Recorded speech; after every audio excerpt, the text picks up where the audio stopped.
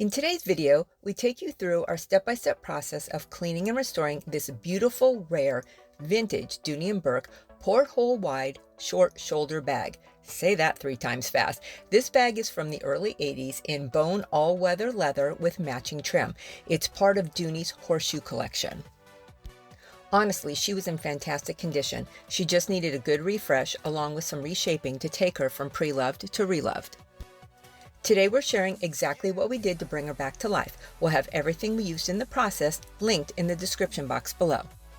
Welcome to the Velvet Muzzle, where we specialize in giving pre-loved vintage luxury bags a second chance. Some of these treasures we keep for ourselves, while others are available for purchase on our website at thevelvetmuzzle.com.